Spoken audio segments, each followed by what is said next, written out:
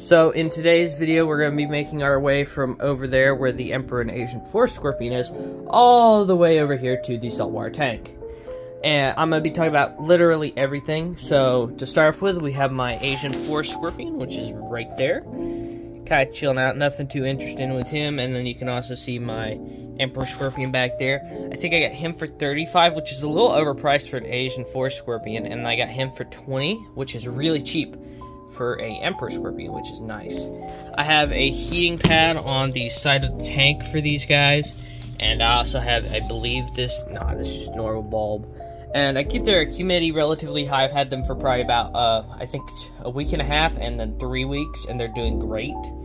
I had him jump one time, the Emperor, over to that side, and since then he has not come back over, so I'm just going to leave it as it is. But they're doing really well. Right next to them, we have the frogs, of course. You can see one of them right there, and then one of them right there. They're both just kind of chilling out. There's 3 of them in here. They're all doing fantastic. There's one. And there's the other.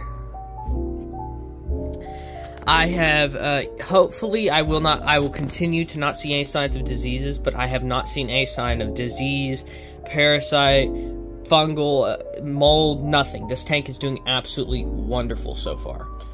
And hopefully it'll continue to do so. I did end up stringing up their UVB, though, up here with this and a hook, so that way it faces backwards, because it's actually in my eyes, because I sleep in this room. But as you can see, I fixed it, so now you just can't see it anymore. Down here, now, I'm going to talk about, I have my queen ants. I have probably 7 or 8 colonies down here, mostly of carpenters. They're all just kind of chilling out in here. This is just where I keep them. They stay in here most of the time, besides when I'm feeding them, of course. Next to them, I have my calcium and my reptivite for my frogs. And then I have their food, which are these crickets and superworms, and I'm actually breeding superworm beetles and mealworm beetles. Stupid Argentine ants. They're all in my room. There we go. He's gone now. And moving on from this shelf, now we're going to be going over here. So we have a 5, a 20 long, a 20 long, and a 5 and a 20, or a 10. So to start off with, we have this 10 gallon. The filter's not currently on because it's a little bit busted. But as you can see, I just have a bunch of basic brown shrimp in here, probably about 50 to 60 adult shrimp and a handful of babies.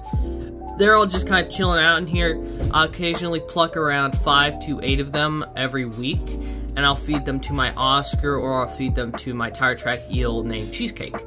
And they are doing just fine in this tank. I mean, they're just shrimp. They literally do not care. This is like a mansion for every single one of them.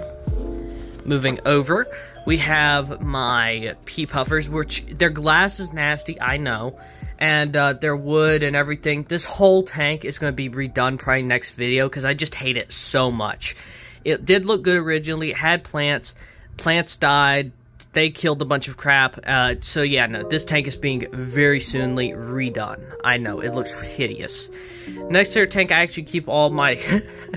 There's a lot of stuff here. I keep all my chemicals and crap like that, and I keep my water testing stuff. I keep my, stress coat, which is what I use to dechlorinize my water.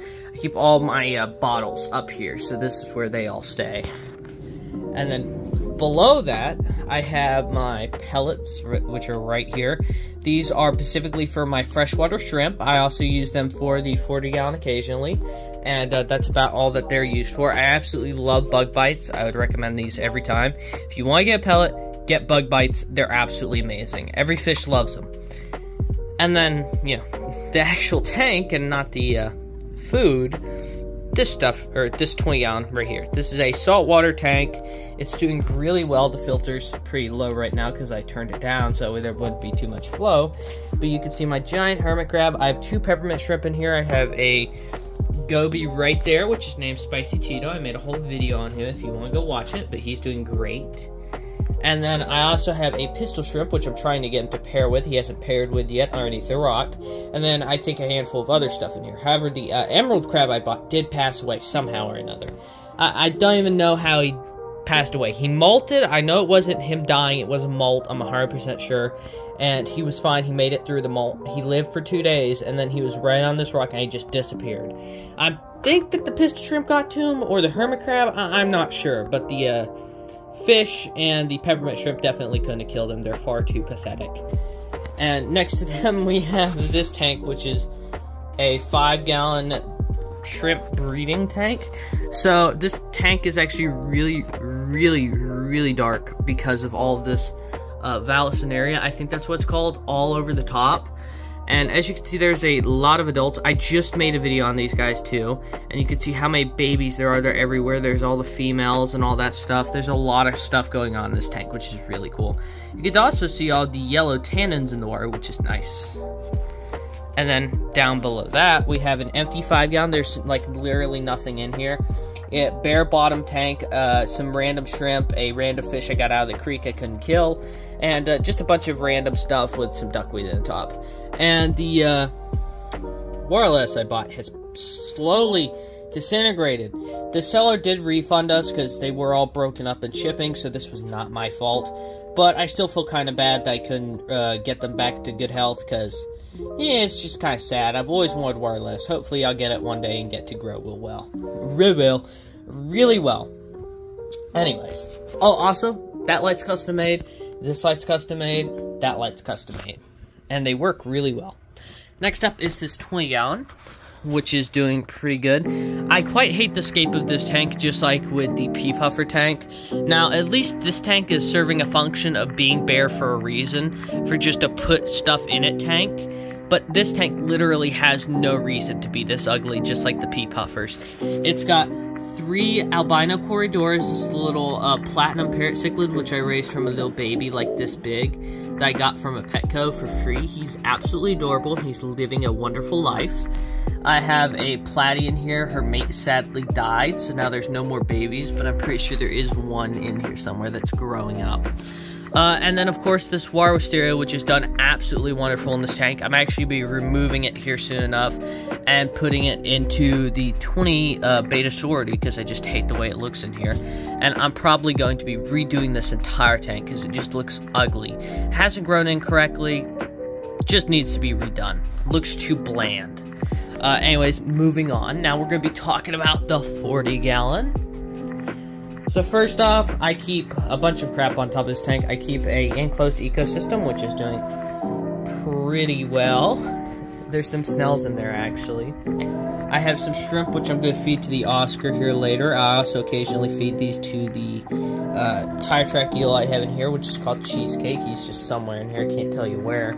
And then I have my extra humidity and heat meters on top of here.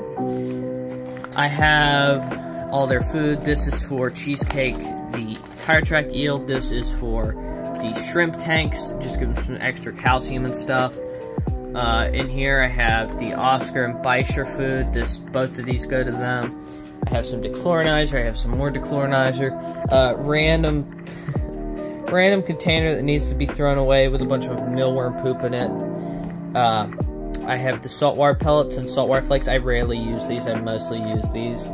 And then I just have a scrub brush on top of here. And this tank is doing really well. As you can see, it's literally, my last video was on this tank. It is absolutely thriving and flourishing and just all of that fun stuff. Here's actually, real quick, take a break. Oh, he stopped. Oh. That's actually the little guy. I don't know where he is right now, but he's croaking somewhere.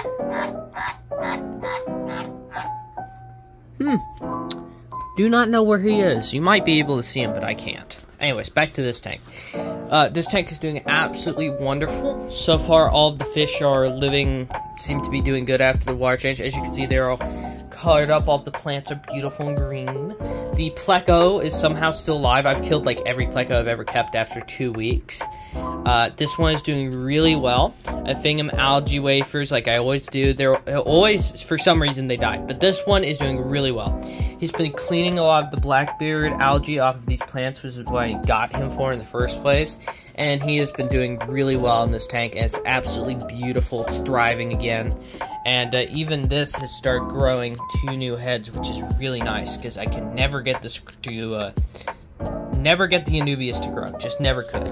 But anyways, this tank is doing absolutely wonderful, and there's not much more to say about it. Go watch my previous video if you want to hear more about this tank, because I talked about a lot in the water change video. Now, we're going to talk about this tank.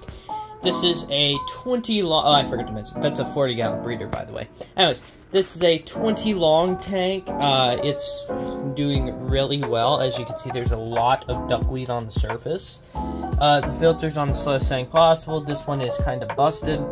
I just haven't removed it yet. And down here, you can see I have a few of these bumblebee gobies. I think I made a video on them. I have an amino shrimp somewhere in here, too. I have the Ocellaris catfish, which is right there. And then I have 2 vampire shrimp, which are the main focus of this tank. They're absolutely beautiful, fascinating creatures. There's one of them right there. And I think I've domesticated them because they aren't acting like they should be. And it's not in a bad way. They're just acting very docile, and like they're not scared to be murdered every second of the day.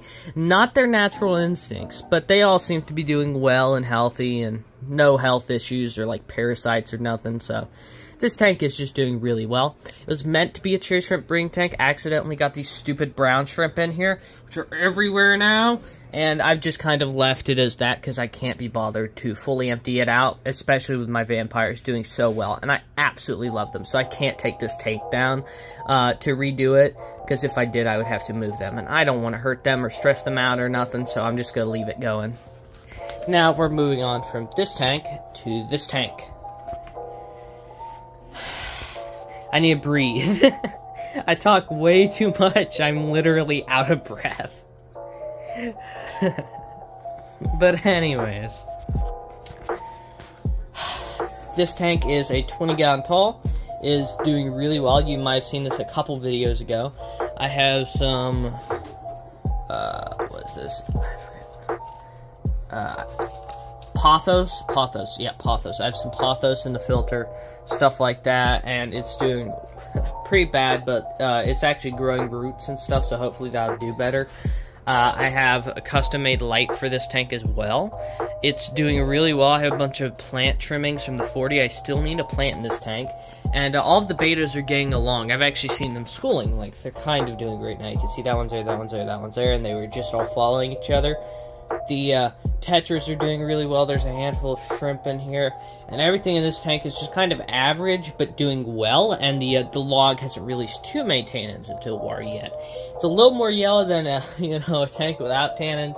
Compare the wall color right there. But it's still good. It's not like a concerning amount. And so far, everything seems to be doing really well in here with it. And I'll keep leaving it the way it is unless the bears start fighting or anything. And so far, no aggression. Well, as that one bites the other. Yeah, no aggression. There is like a concerning amount that would actually cause physical harm or stress to the other betas in this tank. So far, so good. Now moving on. Or actually, let's talk about this one. This one's a soon-to-be. So I'm actually going out the day before Christmas to buy a crested gecko. And this is what's going in. This is a 35-gallon bow front I got gifted to me about 3 weeks ago from my brother's friend's dad. It was used to be an iguana tank.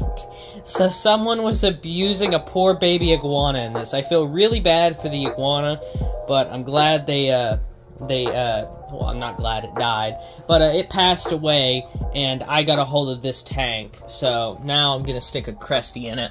This is bare bones of what it's gonna look like. I've got cut another one of these pipes to go in here, but I'm gonna have 3 main pipes for it to climb on. I have some other fake plants I'm gonna wrap around one side, and I'm gonna stick its food dish over there. I do have a hanging one that like hangs on the side. And then I'm also gonna do a wet paper towel bottom, so that way I can keep an eye on him passing waste and all that good stuff, so I can just make sure he's not got any like issues or nothing, no blockages, no diseases, nothing like that. And if he does well for good enough or long enough on paper towels, then I'll put coconut fiber in here and eco earth. But this tank is soon to be. It'll probably be next video. In fact, will be on the crested gecko, but that'll probably be about half a week after Christmas. So time you see this video, it'll probably be 3 or 4 days. But, of course, I've got to make sure he's doing well, he's eating, he's alive, you know, all that fun stuff. But, next project, of course. And after this project, I won't probably have any new projects for a while. And, this 35-gallon bow front actually just barely fits underneath the 40. So I'm going to move some of this stuff around. I'm going to shove that tank underneath here. And we cut this pipe and it just barely didn't fit. But, that's where it's going to go. They do not need UVB or a heat bulb because they like room temperature. I'm going to set up a fan on top of it to make sure it has good airflow on low setting, and hopefully it'll be a quiet fan so I don't have to listen to it. But set all that up so he's got good airflow under there. We're going to make a custom light just like we did for my fish tanks, except for it's going to be for him. And he should hopefully do well. I've done my research. I know about everything I can, all the common diseases, some other diseases. I know about everything you can know without having physical experience with them. We're going to move on from this tank, and we're going to move to this tank. So this is, of course, oh yeah, oh wait, let me mention this. So me and my dad made a custom lid for the tank. I have it laying on the fan right now because I have that sitting on there, but it is a custom made 35-gallon bow front screen lid, so that way I can keep a reptile in it and not have to spend $150 on a crappy black plastic lid that sits on top of it. They make those, they're hella ugly. I did not want it, absolutely, so we made this pretty gray metal one. I love the way it looks. Even my dad was proud of it. It's a beautiful lid. I think we used just JB Weld, like, it looks like Play-Doh almost, and it just gets really hard, and we just shoved down all the corners, connected it, screwed it in a bunch of places to keep the mesh on, and press it together, so the mesh is not actually like glued in there, it's just held on by screws. So if we ever need to replace it, we can. And I think we broke it once, and the cool thing about this is because it's metal mesh, you can just kind of weave another piece into it. So this is actually a patch we already had to put on it. Originally, I was going to do morning geckos, but I did my research into them, and I just decided against morning geckos. I thought crested gecko would be much cooler. I really want a pet I can handle, and even though you can handle the frogs, and I have multiple times now, it's not advised, and you shouldn't do it too often, and you can't do it for too long, so overall, not good to handle, right? Not like a puppy. Crested geckos are about as close as you can get to a super friendly lizard if you tame them. So I have to spend a lot of quality time holding him and all that fun stuff, but hopefully by the end of, you know, probably I'd say half a year, I should have him tamed and handleable, and hopefully I have a full-grown adult in about a year and a half, and hopefully he won't lose his tail, but I am highly doubtful of that because I have a crazy sister that like screams all the time, so I'll probably end up having him drop his tail, although he should be fine, because dropping their tail is just a sign of they got spooked. Like, literally, you could go to bed and then wake up and his tail will be gone. Doesn't mean he did anything wrong, it just means he lost his tail. So, I'm concerned about that happening. I really don't want a gecko that doesn't have a tail, but it might happen, so boo-hoo on me. I'm not gonna love him just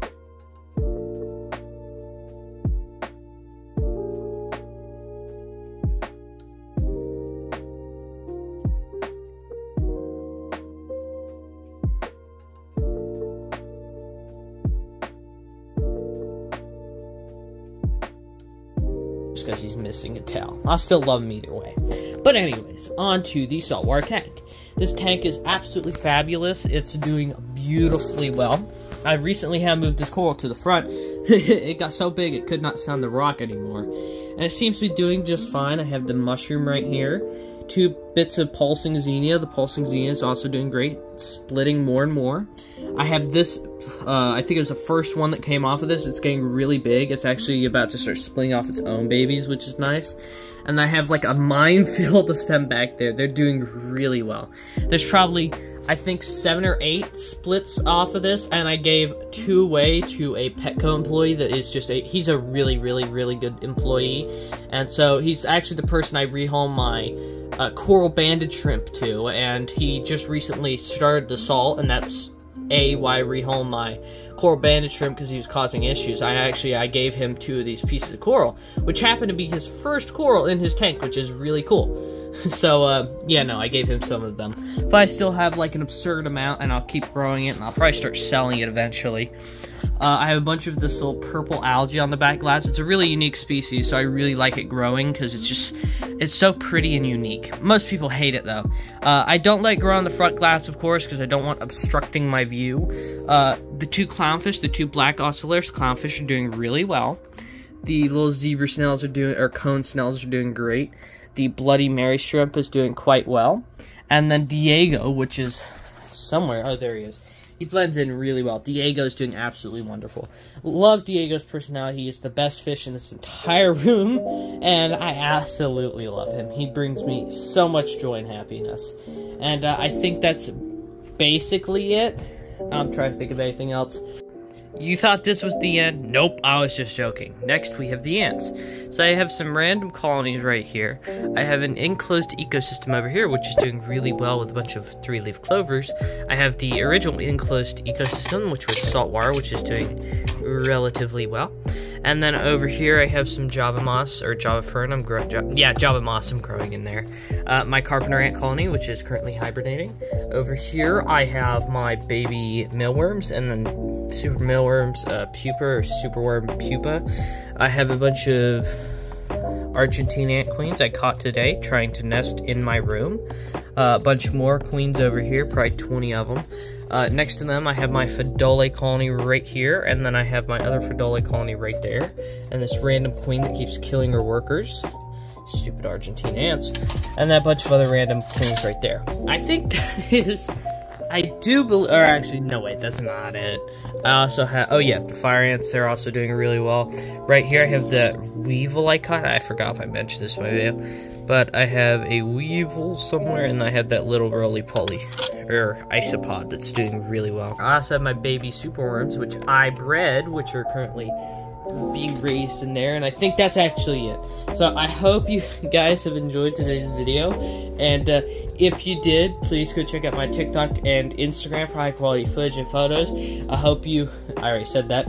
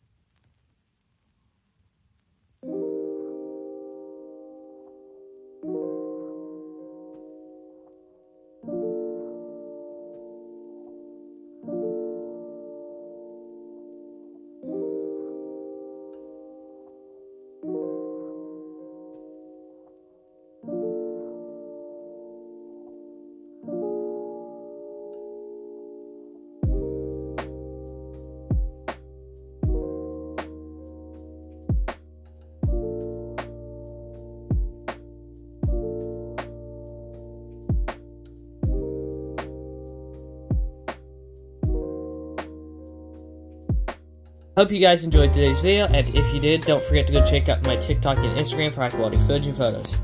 See ya!